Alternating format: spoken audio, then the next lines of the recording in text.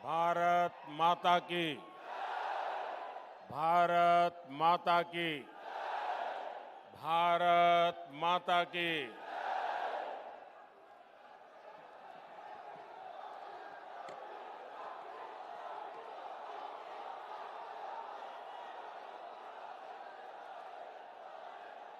నా తెలంగాణ కుటుంబ సభ్యులందరికీ నమస్కారాలు।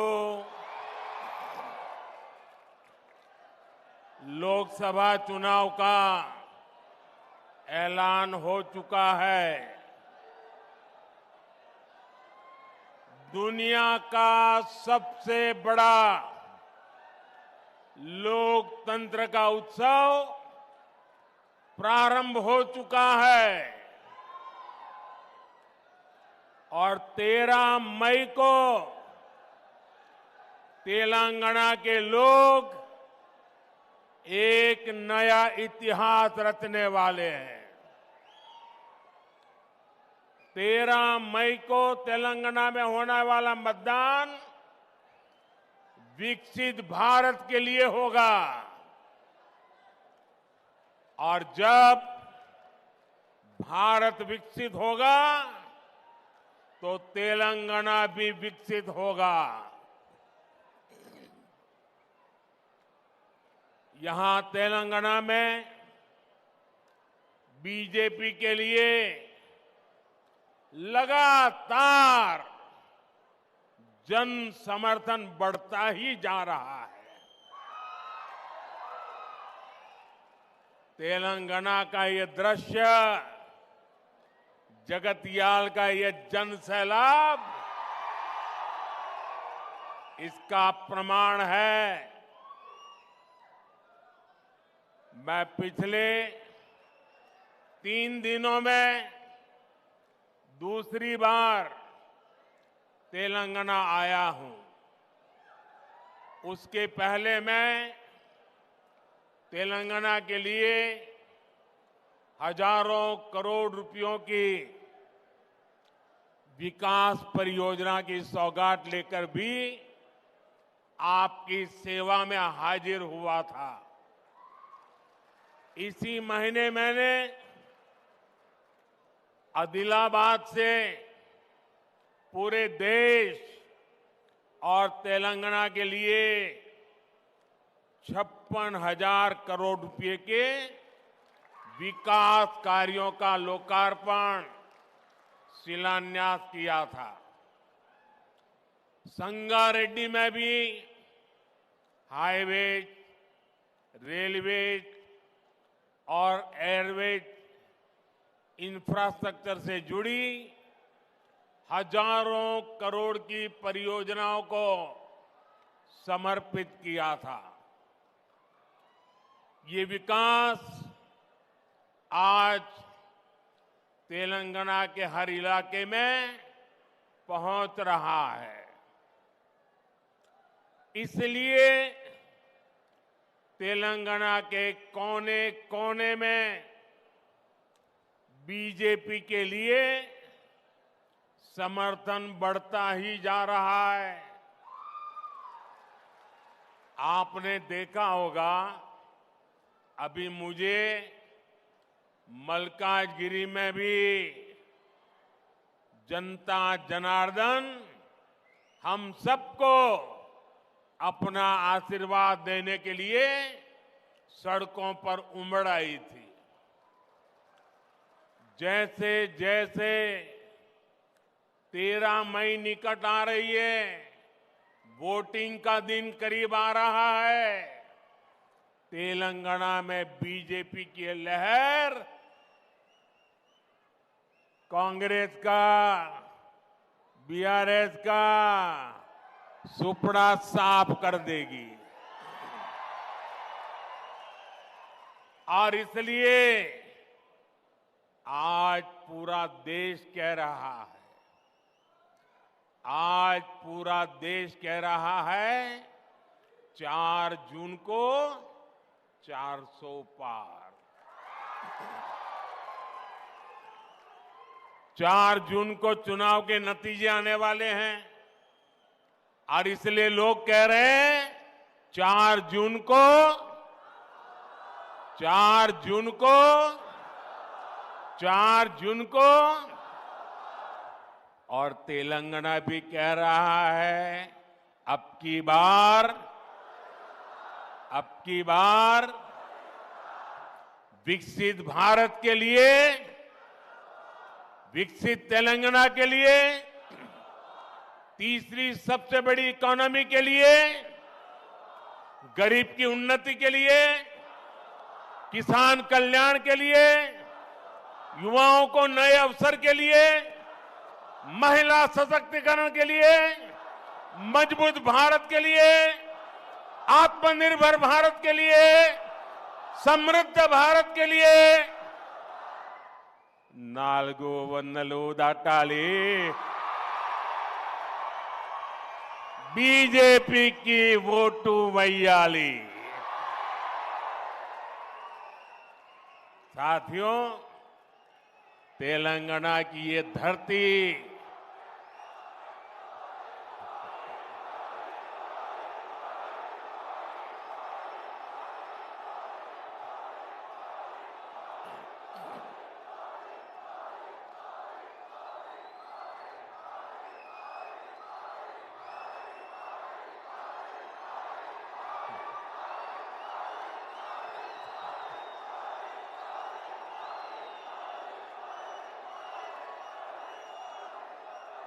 भारत माता की। देखिए मेरा कितना सौभाग्य है, मेरे सामने शक्ति स्वरूपा एक बेटी शक्ति का रूप धारण करके मुझे आशीर्वाद देने आई है। उधर भी एक बेटी देखिए शक्ति स्वरूपा बन के मुझे आशीर्वाद देने आई है, और इधर देखिए इतनी माताएं बहनें शक्ति स्वरूपा आज मोदी को आशीर्वाद दे रही है।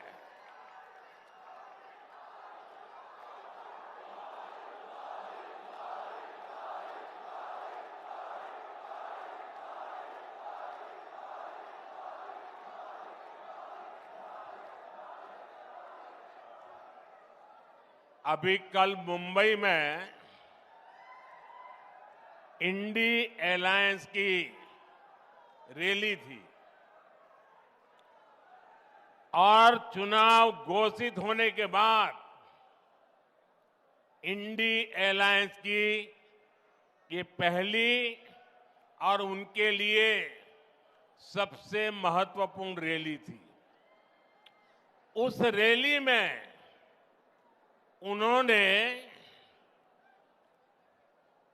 अपना घोषणा पत्र जाहिर किया और उनके पहले घोषणा पत्र का ऐलान क्या है? मुंबई के शिवाजी मैदान में जो छत्रपति शिवाजी महाराज कहते थे, जब एक औरत को उठा करके लाए तो उन्होंने कहा, काश अगर तुम मेरी मां होती तो मैं भी तेरे जैसा सुंदर होता। ऐसा शिवाजी पार्क जहां से इंडी एलायंस ने अपनी घोषणा पत्र जाहिर किया और उन्होंने कहा है कि उनकी लड़ाई शक्ति के खिलाफ है। मेरे लिए हर मां शक्ति का रूप है, हर बेटी शक्ति का रूप है। और मेरी इन माताओं बहनों की तरफ से, माताओं बहनों, आपको मैं शक्ति के रूप में पूजा करता हूं। मैं भारत मां का पुजारी हूं। मैं आप शक्ति स्वरूपा सब माता बहन बेटियों का भी पुजारी हूं। और जिन्होंने कल शिवाजी पार्क में इंडिया अलायंस ने अपना घोषणा पत्र शक्ति को खत्म करने के लिए किया है, मैं इस चुनौती को स्वीकार करता हूं और मैं इन शक्ति स्वरूपा माताओं बहनों की रक्षा के लिए जान की बाजी लगा दूंगा, जीवन खपा दूंगा।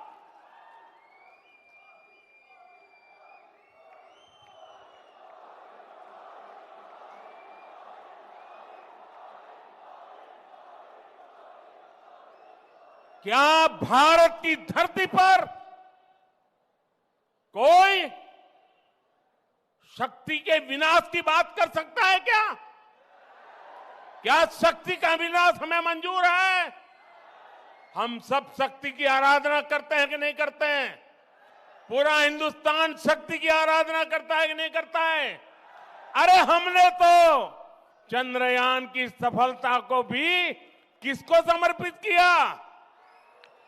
चंद्रयान की सफलता को भी, जहां चंद्रयान ने लैंड किया, हमने उस सफलता को भी शिव शक्ति नाम देकर के शिव शक्ति को समर्पित किया है।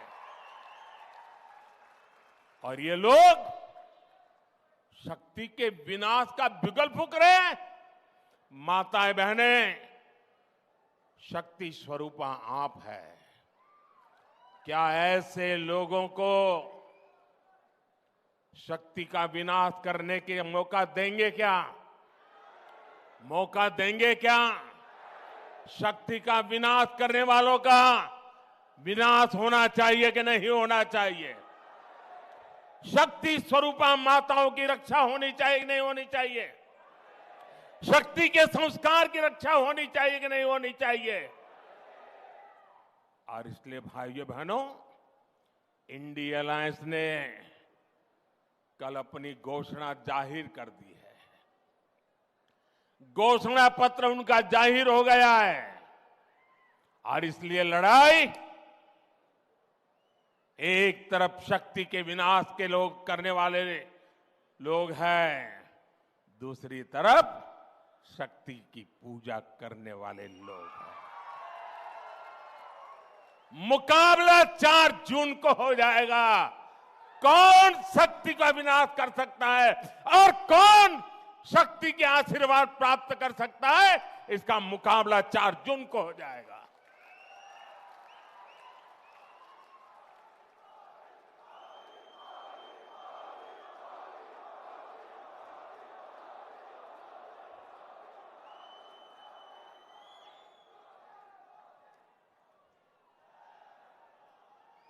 साथियों, तेलंगाना की ये धरती कोई साधारण धरती नहीं है।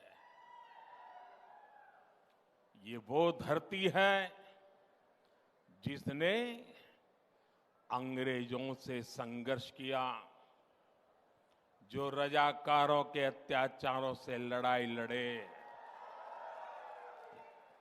इस धरती ने देश की अखंडता और सम्मान के लिए संघर्ष किया। बावजूद इसके आजादी के बाद तेलंगाना को कांग्रेस के सियासी षड्यंत्रों को सहना पड़ा। एक और वो कांग्रेस पार्टी है जिसने तेलंगाना के सपनों को कुचला है। दूसरी ओर वो बीआरएस है जिसने यहां के लोगों की भावनाओं का इस्तेमाल किया, सत्ता पाई और बाद में जनता से विश्वासघात कर दिया। तेलंगाना का निर्माण के पहले 10 वर्षों तक बीआरएस ने पहले 10 साल बीआरएस ने तेलंगाना को जम करके लूटा है। लूटा है कि नहीं लूटा है? और अब कांग्रेस ने तेलंगाना को अपना एटीएम स्टेट बना लिया है। तेलंगाना से लूटा गया ये पैसा दिल्ली तक जाता है, वहां परिवारवादी लोगों की तिजोरी में पहुंचता है। फिर इसी पैसे का इस्तेमाल देश में झूठ और बंटवारे की साजिशों की फंडिंग के लिए होता है। और तेलंगाना के लोग जानते हैं, एक घोटालेबाज दूसरे घोटालेबाज पर कभी कार्रवाई नहीं कर सकता। इसलिए जो कांग्रेस पार्टी चुनाव के समय बीआरएस पर घोटालों का आरोप लगाती थी,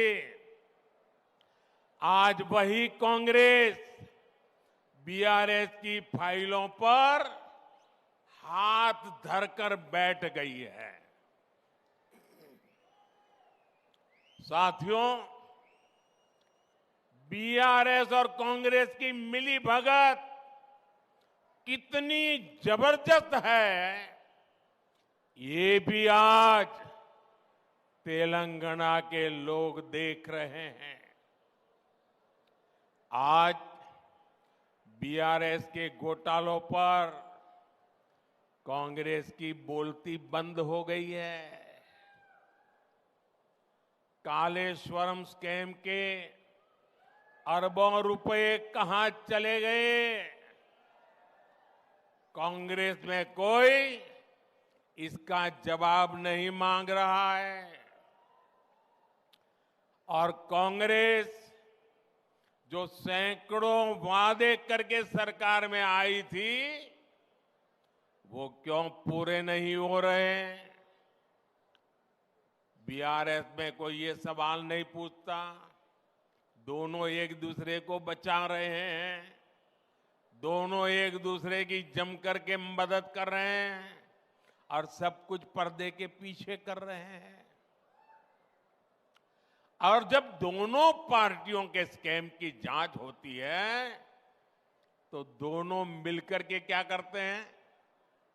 एक ही काम, मोदी को गाली, मोदी को गाली, मोदी को गाली, यही करते हैं ना। दिन रात मोदी मोदी सिवाय कुछ करते हैं क्या ये लोग? इनके मुंह से कभी भारत मां की जय सुना क्या? मोदी को 100 बार बोलते हैं, मां भारत को एक बार भी याद नहीं करते। लेकिन तेलंगाना के मेरे साथियों, बीआरएस और कांग्रेस वो एक दूसरे के लिए चाहे कितनी भी कवर फायर कर लें, इनकी एक एक लूट का हिसाब होता रहेगा। मोदी तेलंगाना के लोगों को गारंटी देता है कि तेलंगाना को लूटने वालों को छोड़ेगा नहीं। ये मोदी की गारंटी है। इदी मोदी गारंटी। साथियों, परिवारवादी पार्टियां, परिवारवाद में डूबे लोग केवल देश को लूटने के लिए राजनीति में आए हैं। ये लोग कभी देश का किसी राज्य का भला नहीं कर सकते। आप परिवारवादियों का पूरा इतिहास उठाकर देख लीजिए। देश में जितने भी बड़े घोटाले हुए हैं, उनके पीछे कोई न कोई परिवारवादी पार्टी ही मिलेगी। आप जरा सोचना, ये मीडिया के मित्रों को भी मैं होमवर्क देके जाता हूं कि आप सोचिए, देश में लाखों करोड़ का 2G स्पेक्ट्रम घोटाला हुआ, किसका नाम आया? दिल्ली दरबार का संरक्षण और डीएमके परिवार की करतूत। देश में नेशनल हेराल्ड घोटाला हुआ, किसका नाम आया? कांग्रेस का सबसे बड़ा परिवार जो कांग्रेस पार्टी को चलाता है, उनका नाम आया। देश में बोफोर्स स्कैम भी हुआ था, किसका नाम आया था? इसी परिवार का। बिहार में इतना बड़ा चारा घोटाला हुआ, कौन अपराधी साबित हुआ? बिहार में नौकरी के बदले जमीन घोटाला हुआ, किसका नाम आया? आरजेडी चलाने वाले उसी परिवार के लोगों का।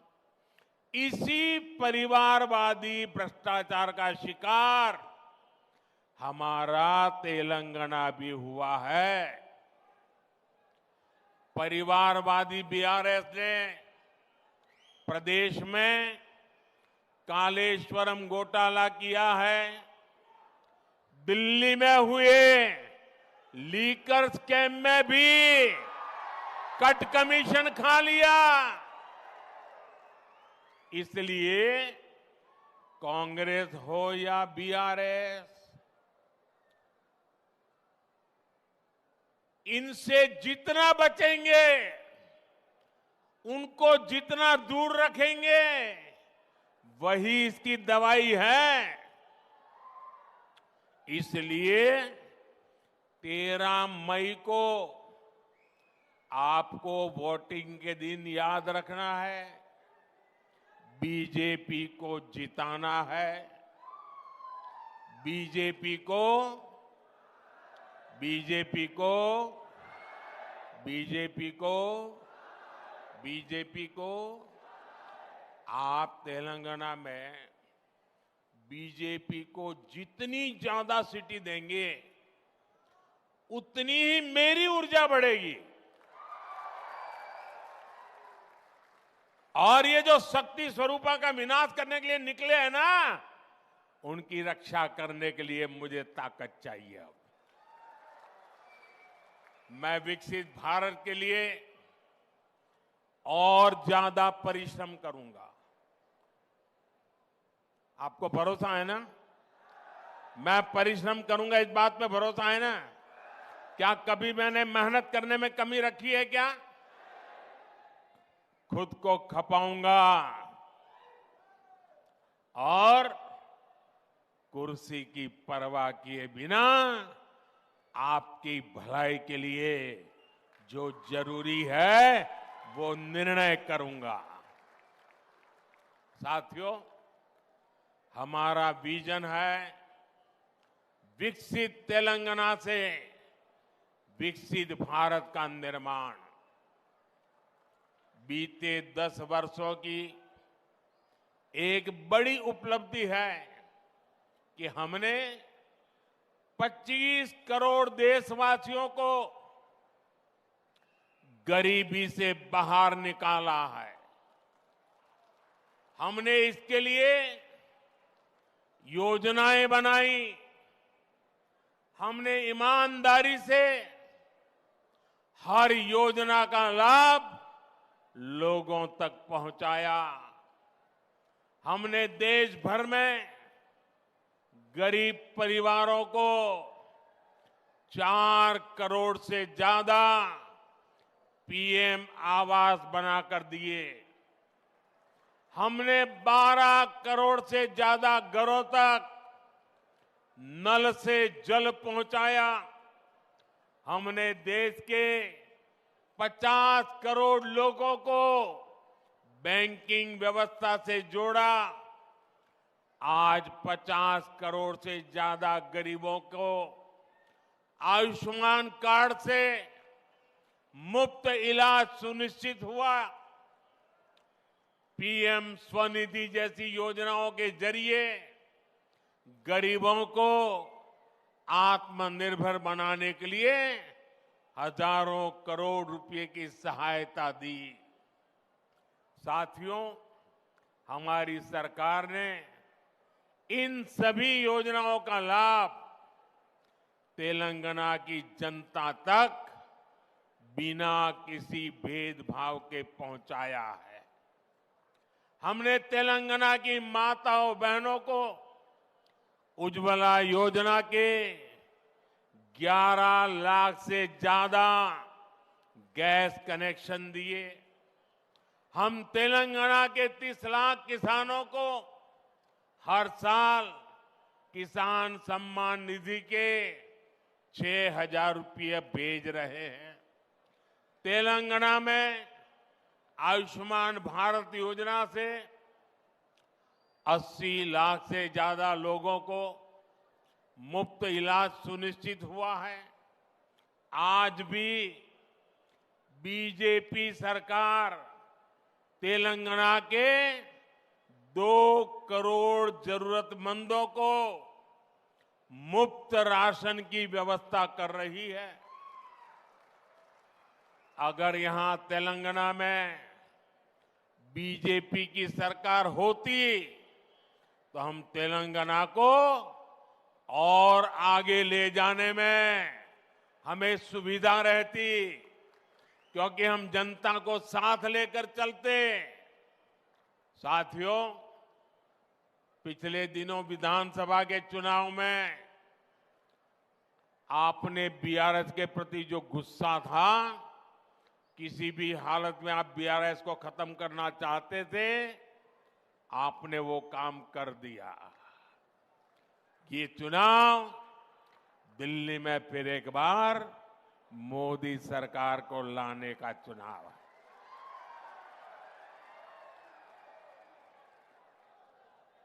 साथियों, हमने सिर्फ 10 साल में भारत को दुनिया की 5वीं बड़ी अर्थव्यवस्था बनाया है।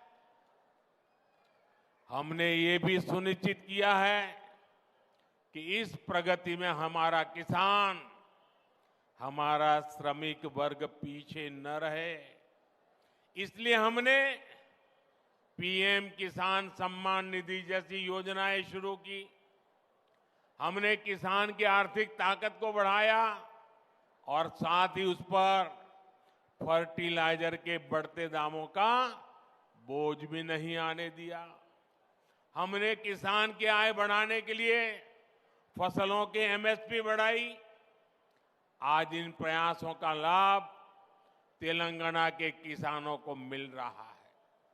2014 में धान की जो एमएसपी 1300 रुपये थी, वो आज 2200 रुपये है। हमने अकेले तेलंगाना के किसानों से 1,30,000 करोड़ रुपए की धान खरीद की है। ये क्षेत्र हल्दी के किसानों का भी क्षेत्र है। कांग्रेस बीआरएस ने कभी उनकी भी चिंता नहीं की। हमने टर्मरिक किसानों के लिए टर्मरिक बोर्ड का गठन किया। 2014 में हल्दी की जो कीमत 6,000 से 8,000 रुपये प्रति क्विंटल थी, आज उसके 20,000 रुपये तक मिल रहे हैं। गन्ना किसानों के लिए भी हमने प्रति क्विंटल मूल्य बढ़ाकर 340 रुपये कर दिया है। यहां की राज्य सरकारों का आलम यह है कि वो अभी तक बंद पड़ी निजाम शुगर फैक्ट्री को शुरू नहीं कर पाए हैं। लेकिन हमने करीब 6,400 करोड़ रुपए खर्च करके रामागुंडम फर्टिलाइजर फैक्ट्री फिर से शुरू कर दी। इस फैक्ट्री में आज 75,000 टन यूरिया बन रहा है। इससे किसानों का फायदा तो हो ही रहा है, युवाओं को रोजगार भी मिल रहा है। अब अगले 5 वर्षों में हमें किसानों को समृद्धि की नई ऊंचाई पर लेकर जाना है। साथियों, पहले देश में विकास से जुड़े वायदों को सबसे बड़ा चुनावी झूठ माना जाता था। लेकिन इन 10 वर्षों में विकास भारत की सबसे बड़ी पहचान बनकर के उभरा है। आज भारत के आधुनिक इंफ्रास्ट्रक्चर की चर्चा पूरी दुनिया में होती है। इन 10 वर्षों में हमने तेलंगाना के इंफ्रास्ट्रक्चर के लिए अभूतपूर्व काम किया है। हमारे तेलुगु भाषी लोग दुनिया के हर देश में मिलेंगे, अच्छी पोजीशन में मिलेंगे, मेहनत करने वाले मिलेंगे। और आप पूछिए, जो भी तेलुगु भाषी दुनिया में रहता है उसको पूछिए, आज दुनिया में उसका सम्मान है कि नहीं है। वो सीना तान करके कहेगा, मैं जहां भी जाता हूं हिंदुस्तान का गौरव होता है। हमने यहां करीब 25,000 करोड़ रुपए खर्च करके नेशनल हाईवेज बनवाए हैं। 2014 तक तेलंगाना में सिर्फ 2,500 किलोमीटर नेशनल हाईवेज थे। जरा आंकड़ा याद रखिए, 2014 के पहले यानी देश आजाद हुआ तब से लेकर के 75 साल 70 साल जो भी है समय, सिर्फ 2,500 किलोमीटर। ये उनका काम देखिए और ये मोदी का कमाल देखिए। हमने केवल 10 वर्षों में 2,000 किलोमीटर नेशनल हाईवे बना दिए। करीमनगर से वारंगल के बीच 2,500 करोड़ रुपए के 4 लेन प्रोजेक्ट जैसे विकास के काम यहां हुए हैं। हम तेलंगाना के रेलवे स्टेशनों को भी आधुनिक बना रहे हैं। यहां वंदे भारत कनेक्टिविटी बढ़ा रहे हैं। साथियों, आने वाले 2 जून को तेलंगाना के जन्म के 10 साल पूरे होंगे और इसलिए 4 जून को नतीजों के बाद केंद्र में भाजपा सरकार बनेगी। वो देश के साथ ही तेलंगाना के अगले दशक का भी भाग्य बनाएगी। इसलिए अगले 5 वर्ष तेलंगाना के लिए बहुत अहम है। अगले 5 वर्षों में हम तेलंगाना के हाईवेज और एक्सप्रेसवेज इस नेटवर्क को और आधुनिक बनाना चाहते हैं। अगले 5 वर्ष में हम यहाँ के रेलवे इंफ्रास्ट्रक्चर को बेहतरीन बनाएंगे। अगले 5 वर्षों में हमें डिजिटल इंडिया का विस्तार गांव-गांव तक करना है। अगले 5 वर्षों में हमें ग्रामीण क्षेत्रों में हजारों नए गोदाम बनाने हैं ताकि किसानों को लाभ हो। अगले 5 वर्षों में हमें घरों पर ज्यादा से ज्यादा सोलर पैनल लगवाने हैं ताकि बिजली बिल 0 हो जाए। और इस सब में तेलंगाना और तेलंगाना के प्रतिभाशाली युवाओं की बहुत बड़ी भूमिका होगी। ये 18वीं लोकसभा का चुनाव है। 18 साल के ऊपर के हर युवा को विकसित भारत के लिए वोट करना है, विकसित तेलंगाना के लिए वोट करना है।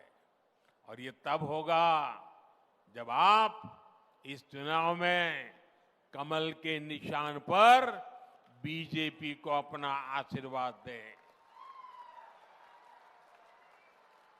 इस चुनाव में निजामाबाद से भाई अरविंद धर्मपुरी गारू, करीमनगर से पंडित संजय कुमार गारू और पेद्दापलई से मेरे भाई गोमासा श्रीनिवास भारी मतों से इनको विजयी बनाना है। आशीर्वाद मिलेंगे आपको, हर पोलिंग बूथ में जिताएंगे, हर पोलिंग बूथ में जाएंगे। और मैं आपको एक और बात कहूंगा, अभी किशन रेड्डी जी ने इसके विषय में विस्तार से बताया। अब देखिए, मैंने एक हिम्मत की है। अब वो हिम्मत तो मेरी तब काम आएगी जब आप मेरी मदद करेंगे मदद। देखिए, मैंने मेहनत की है, हिम्मत भी की है, लेकिन आपकी मदद के बिना कुछ होना नहीं है। करेंगे मदद? देखिए, मैंने एक काम किया है, टेक्नोलॉजी की मदद से मैं अब तेलुगु में आपसे बात करना चाहता हूं। 100% तो नहीं हो सकता, लेकिन 80-90% तो हो जाएगा। लेकिन इसके लिए आपको एक काम करना पड़ेगा। करेंगे? आप अपने मोबाइल फोन पर सोशल मीडिया में जो एक्स होता है ना, एक्स साइट होती है, वहां जाकर के नमो इन तेलुगु हैंडल पर जाइए, तो वहां ये आपका सेवक आपसे तेलुगु में बात करेगा। अच्छा, मेरा एक और काम करेंगे आप? पहले वाला तो करेंगे ना? सब बताइए, करेंगे ना? जरा हाथ ऊपर करके बताइए, करेंगे ना? अच्छा, दूसरा एक काम करोगे? अभी मैंने ये हिम्मत की है, शुरुआत की है। अगर आप उसको सुन करके उसमें क्या क्या गलतियां रह गई है, उसमें क्या क्या कमी रह गई है, क्या मुझे बताएंगे क्या? आप मेरे टीचर, काम करेंगे ना? मुझे सिखाएंगे ना तेलुगु? तो मुझे आपकी मदद चाहिए। मैं तेलुगु में आप लोगों से लगातार बात करना चाहता हूं, और इसलिए मैंने टेक्नोलॉजी का उपयोग किया है। मैं चाहता हूं आप ही नहीं, पूरा तेलंगाना अपने मोबाइल फोन पर मोदी को तेलुगु में सुने।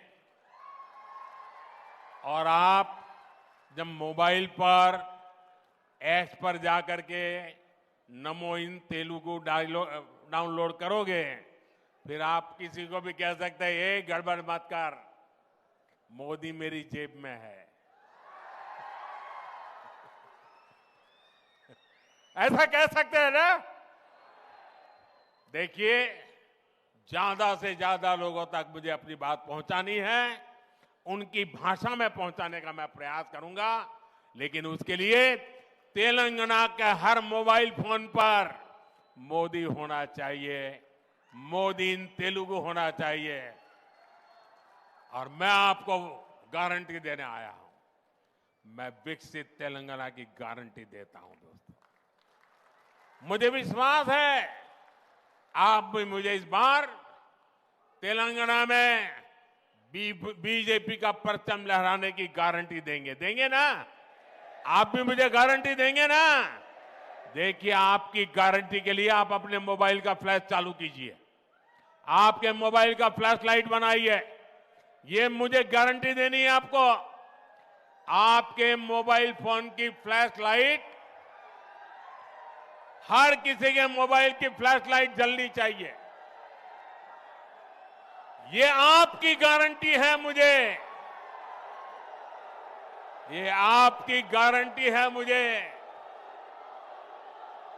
ये मेरे तेलंगाना के भाइयों बहनों की गारंटी है।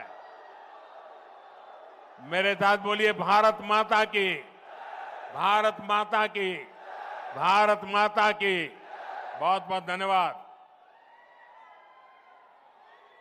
भारत माता की जय, भारत माता की जय। అదృష్టంగా భావిస్తా ఉన్నాము నరేంద్ర మోదీ వారికి ఈ రోజున జగిత్యాల గడ్డ పక్షాన ఇక్కడికి విచ్చేసిన అందరి పక్షాన హృదయపూర్వక ధన్యవాదాలు తెలియజేస్తా ఉన్నాను। భారత్ మాతాకి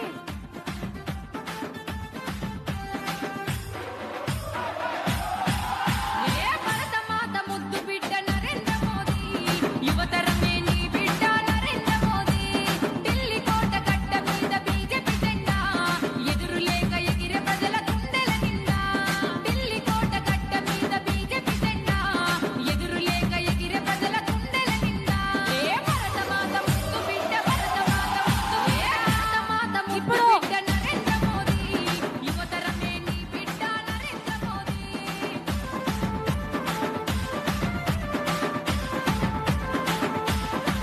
भारत माता की जय श्री राम। नरेंद्र मोदी नायकत्व